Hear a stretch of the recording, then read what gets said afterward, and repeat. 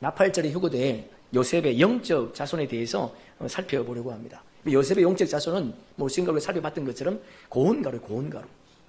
하나님의 아들들, 하늘에 속한 복음의 공동체, 산영이 아닌 살려주는 영, 그리고 빛의 생명들, 특별히 바알에게 무릎 꿇지 않은 7,000명의 하나님의 아들들을 요셉의 영적 자손이다, 그렇게 말하고 있습니다. 그러니까 하나님께서 아브라함을 통해서 약속하신 약속의 씨가 이삭인데, 그러니까 이삭을 통해서 야곱과 에스가 나오지 않습니까? 그리고 야곱이 낳은 12 아들들은요, 아브라함의 4대손이에요. 근데 그들에게도 두 부류로 나눠집니다. 야곱이 낳은 아들들 중에서는 요셉과 요셉의 11 형제들, 그것을 요셉의 꿈을 통해서 하나님 말씀하세요. 우리가 읽은 본문이지요. 다시 한번 읽어보겠습니다. 요셉이 그들에게 이르되 청하건대 내가 꾼 꿈을 들으시오. 우리가 밭에서 곡식단을 묶더니 일어서고 당신들의 단은 내 단을 둘러서서 절하더이다. 요셉이 꾼 꿈은 요셉의 11 형제들이 함께 이제 밭에서 곡식을 묶고 있는데 요셉의 단은 일어섰다는 거예요. 요셉의 단이 일어섰다고 하는 것은 요셉의 영적 자손들은 휴거되는, 나팔절에 휴거되는 자들이다는 것을 의미하는 거예요. 그리고 요셉의 단을 향해서 요셉의 11 형제들이 둘러서서 절한다, 그런 말이죠. 그러니까 네 단, 오늘 본문에 보면 네 단이라고 하는 게 두 분이 나오는데 네 단은 요셉의 영적 자손들을 의미하는 거예요. 다시 말해서 예수 그리스도와 한 몸으로 연합을 이룬 하나님의 아들들, 초실절에 휴거될 처지삭 한 단을 의미하는 거죠. 레위기 한번 읽어볼까요? 이스라엘 자손에게 말하여 이르라. 너희는 내가 너희에게 주는 땅에 들어가서 너희의 곡물을 거둘 때에 너희의 곡물의 처지삭 한 단을 가져갈 것이요. 레위기 23장 10절은 초실절에 대한 내용이거든요. 초실절에 첫 이삭은 부활의 첫 열매가 되신 예수 그리스도를 의미한다면 첫 이삭 한 단은 예수님과 한 몸을 이룬 하나님의 아들들 고운가루. 오늘 본문의 말을 하면 네 단, 요셉의 단. 그러니까 요셉의 영적 자손들을 의미하는 거예요. 그리고 오늘 본문 36절 7절에 보시면 당신들의 단, 그래서 당신들의 단. 당신들의 단이 네 단을 둘러서서 절합니다 라고 말한 이 당신들의 단은 11 형제의 단이에요. 그러니까 야곱의 아들들 가운데 요셉을 제외한 11 형제들의 단. 그러니까 그들은 속죄절에 추수될 생이삭. 뭐 신약으로 말하면 알곡이지요. 알곡을 그리고 율법의 종들을 의미합니다. 그러니까 이들은 야곱의 자손들은 7년 흉년 기간인 2년차가 끝나는 지점에 요셉이 애굽 땅에 준비한 강야 피난처 고센 땅에 들어가서 보호와 양육을 받아야 되는 거지요. 요셉이 애굽의 종으로 팔려간 표면적인 이유는 형들의 미움 때문에 지금 요셉이 팔려간 거지요. 그 요셉이 꿈을 꾸고는 그 꿈을 형들에게 그냥 내가 꿈을 꾸었습니다 이렇게 말한 것이 아니고요. 꿈을 꾸었다고 하는 것이 미완료로 되어 있어요. 그러니까 미완료라고 하는 것은 계속 말했다는 겁니다. 그러니까 당신들의 단이 나에게 절합니다라고 계속 말했다는, 그러니까 형들이 얼마나 얄미워요, 그지요? 안 그래도 지금 아버지가 요셉은 채색 옷을 입혀 주었는데, 야곱이 요셉에게 채색 옷을 입혀 줬다는 것은 야곱이 요셉의 신분을 알았다는 거예요. 채색 옷은 영적인 비밀이 담겨 있는 거거든요. 하여튼 계속해서 형들에게 당신들이 나에게 절한다고 계속 그러니까 형들에게 미움을 사지요.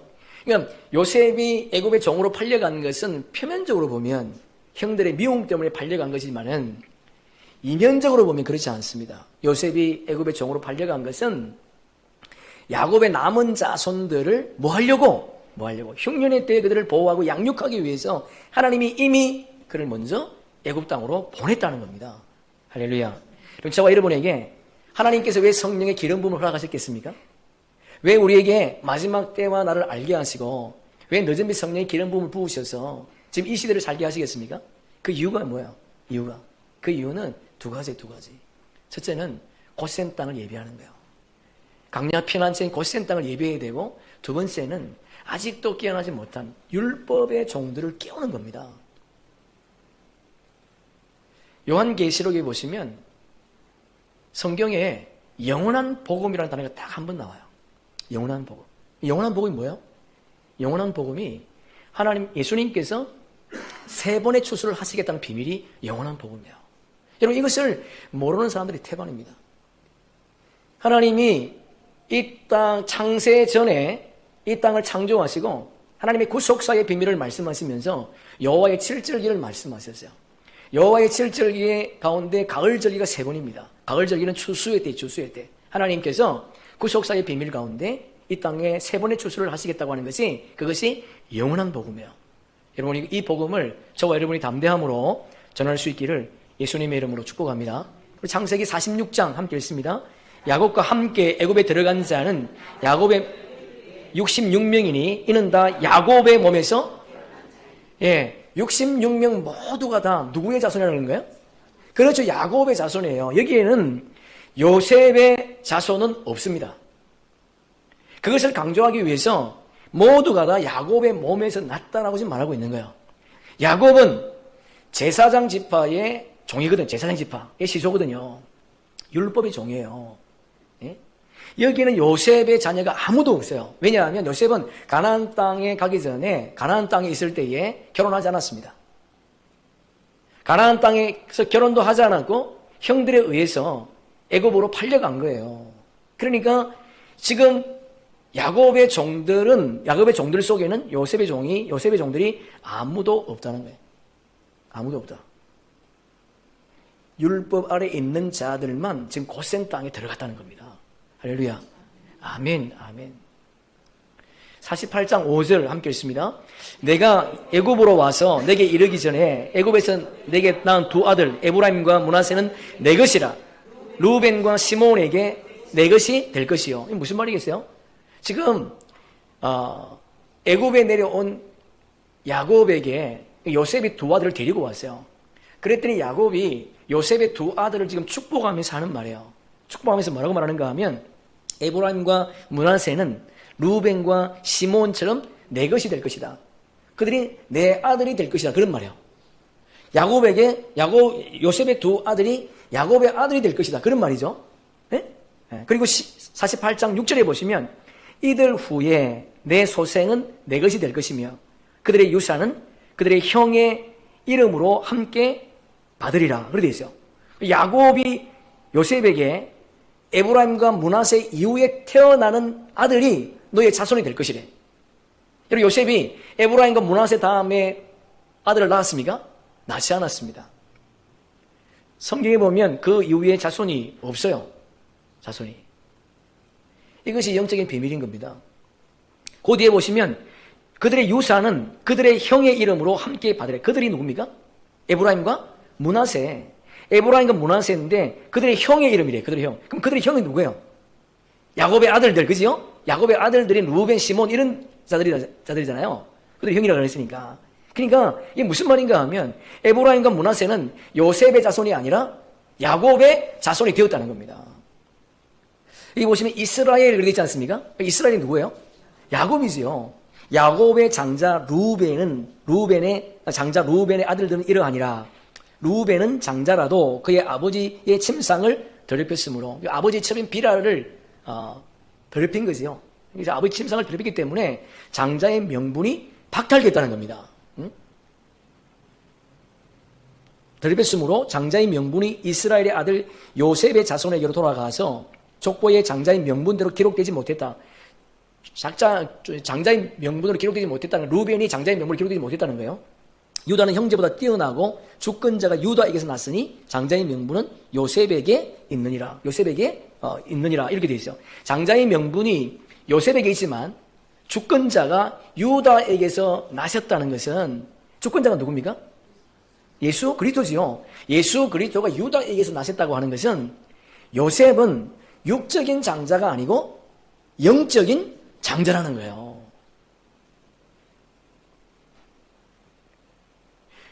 주권자가 유다에게서 나셨다고 하는 것이 힌트죠.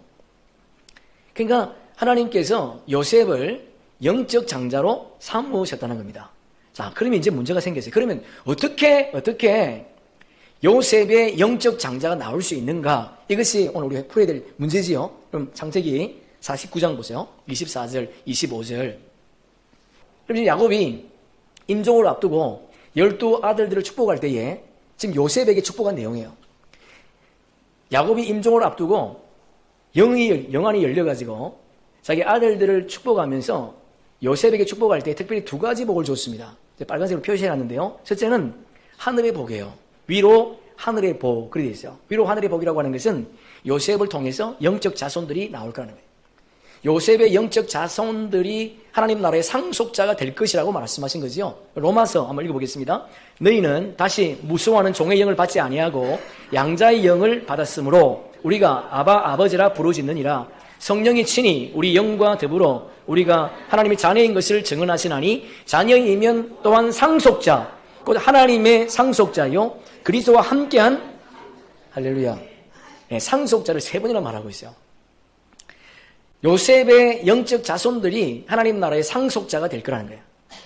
예수님이 마태복음 19장 28절에서 말씀하신 것처럼 그들이 왕노로 갈 거예요. 왕노로 갈 것이다. 그런데 그리스도와 함께한 상속자라 그랬어요. 예수 그리스도께서는 이 땅에 오셔서 십자가에서 부활하신 이후에 하나님 보좌 우편에 앉았지 않습니까?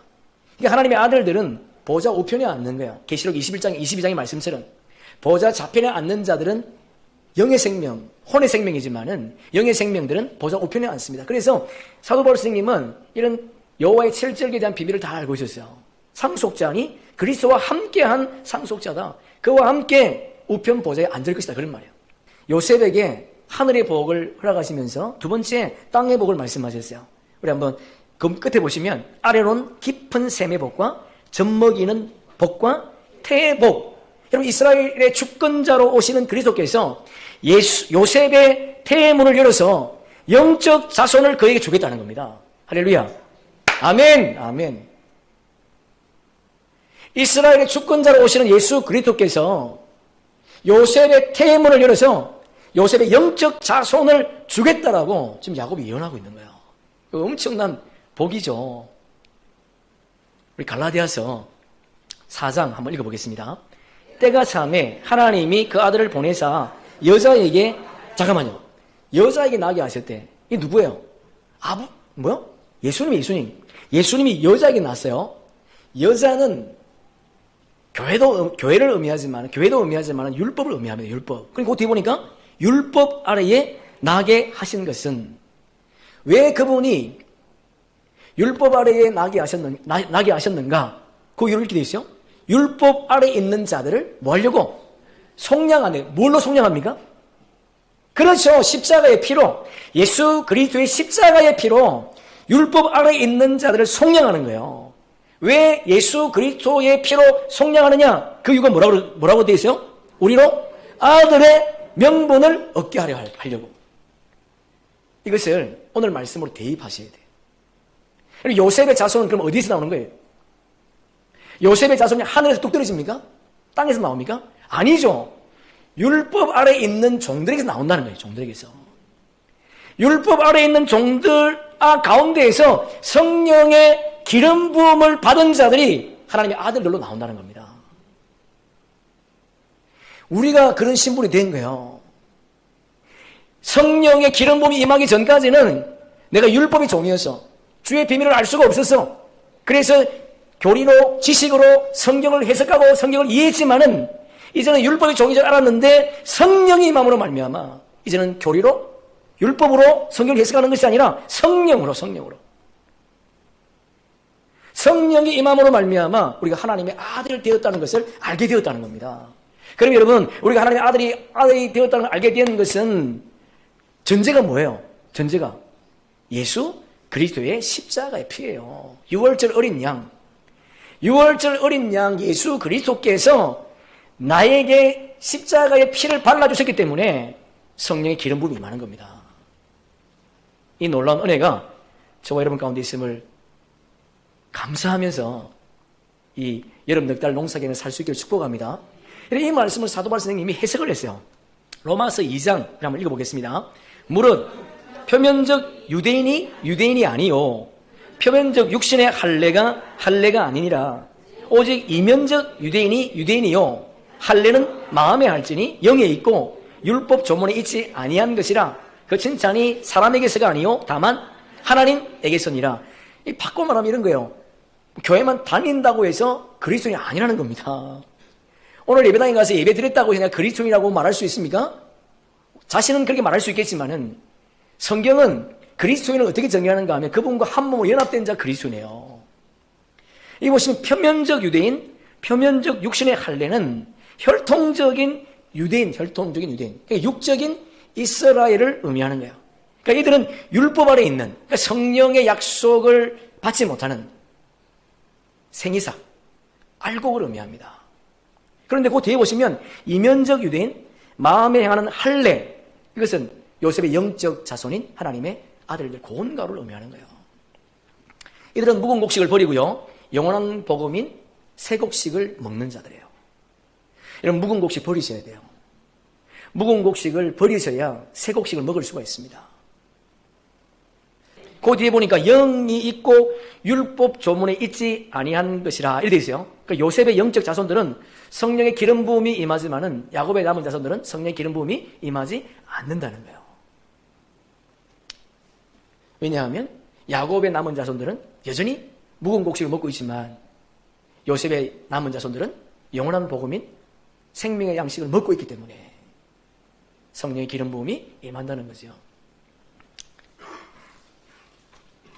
마지막으로 계시록 12장 5절 한번 읽어보겠습니다.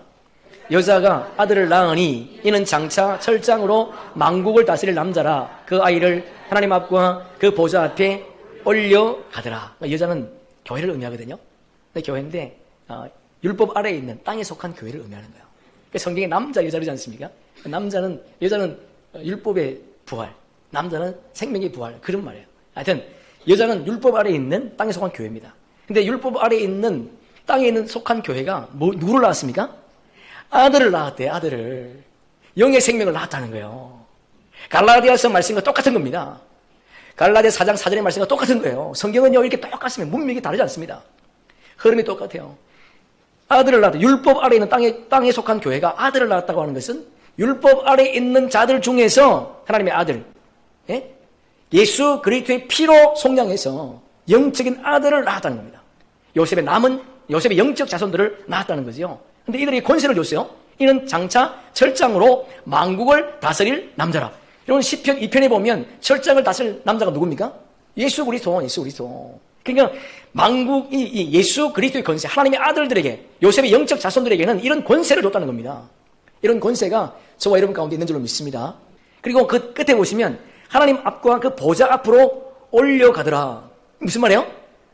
휴거죠. 하나님의 아들들은 예수님이 나팔절에 공중에 재림하실 때에 휴거된다는 겁니다. 이 은혜가 우리에게 있다는 것을 기억하시고, 이 마지막 시즌에 영적 자손, 요셉의 영적 자손으로 성령의 늦음의 기름 부음을 충만히 받아서 성경이 이해되고 여호와의 7절기가 해석이 되고 그것이 내 삶의 한 부분이 되어서 그 말씀을 따라 살아가는, 그래서 말씀과 함께 승리하는 그런 은혜가 있기를 축복합니다. 우리 창세기 함께 읽습니다. 그의 형들이 또 친히 와서 요셉의 앞에 엎드려 이르되 우리는 당신의 종들이니이다. 할렐루야. 아멘. 이 말씀을 정리하겠습니다. 여러분 지금 시즌이 어떤 시즌이라고요? 지금이 초실절과 오순절과 나팔절 사이에 있는 여름 넉달 농사기간. 여름 넉달 기간이 아니고 여름 넉달 농사기간. 하나님의 아들들에게 굉장히 중요한 시즌. 열심히 주와 복음 위해서 일할 때 이때 우리가 해야 될 것이 뭐냐? 다니엘에게 봉함하라고 했던 1291, 1335일, 2600주야의 비밀을 열어서 담대히 적극적으로 알리는 때, 이때가. 그리고 고센 땅을 예배해야 될 때. 그럼 이때가 저와 여러분이 해야 될 이 사명임을 기억하시면서 주와 복음 위해서 열심히 주님이 허락하시는 대로 귀한 사명 잘 감당하다가 예수님 공중에 재림하실 때에 나팔 불 때 그분을 만나는, 휴거되는 신부들이 되기를 바랍니다. 나팔은요 그냥 뚜뚜뚜 부는 나팔이 아니에요. 영원한 복음입니다. 주님이 복음을 선포할 때에 그 음성이 들리는 거예요. 그 음성을 듣고 그분과 함께 혼인잔치에 참여하는 저와 여러분 되기를 예수 그리스도 이름으로 축복합니다. 이 첫사람은 아담이고요, 둘째 사람은 마지막 아담이신 예수 그리스도입니다. 함께 읽습니다. 첫 사람은 땅에서 났으니 흙에 속한 자이거니와 둘째 사람은 하늘에서 나셨느니라. 무릇 흙에 속한 자는 저 흙에 속한 자와 같고 무릇 하늘에 속한 자는 저 하늘에 속한 자들과 같으니 우리가 흙에 속한 자의 형상을 입은 것 같이 또한 형상을 입으리라. 형제들아 내가 이것을 말하노니 혈과 육은 하나님 나라를 유업으로 받을 수 없고 또한 썩은 것은 썩지 아니할 것을 유업으로 받지 못하느니라. 보라, 내가 너희에게 비밀을 말하노니 우리가 다 잠잘 것이 아니요 마지막 나팔에 순식간에 호련히 다 변화하리니, 나팔 소리가 나매 죽은 자들이 썩지 아니할 것으로 다시 살아나고 우리도 변화하리라. 할렐루야.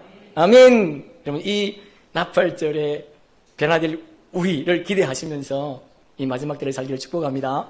여러분, 이 시즌이 얼마 남지 않았습니다. 우리 코앞에 와 있습니다. 주의 말씀을 거역할 때가 아니에요.